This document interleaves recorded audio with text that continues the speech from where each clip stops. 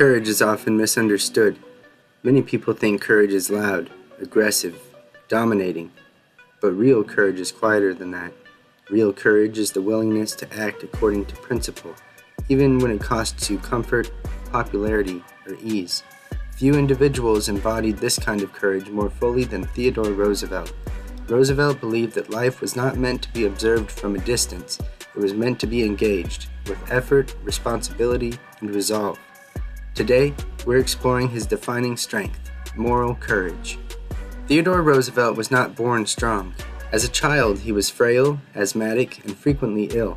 Doctors doubted his physical future, but Roosevelt believed something that would shape his entire life.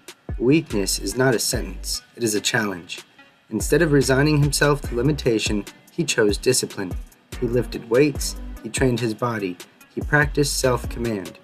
This was not vanity, it was character building. Roosevelt understood an ancient Stoic truth. You do not control your starting point, but you are responsible for your response. Roosevelt famously advocated what he called the strenuous life.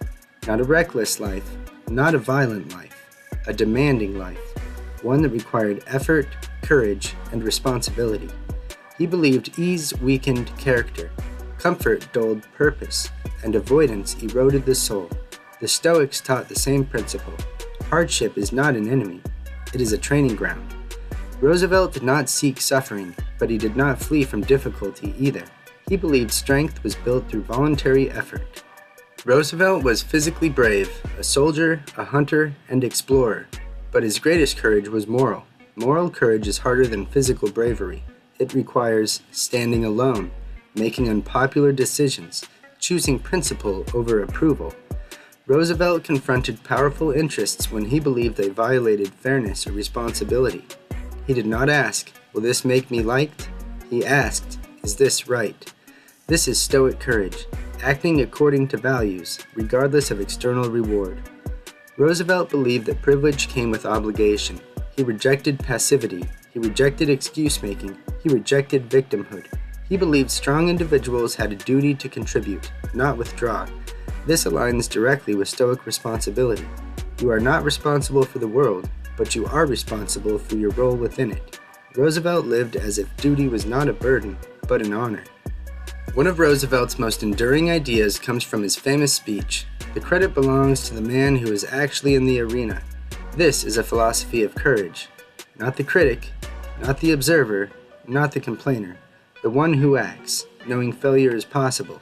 The Stoics taught, it is better to act imperfectly with virtue than to avoid action entirely. Roosevelt believed engagement was the price of meaning. Roosevelt failed often.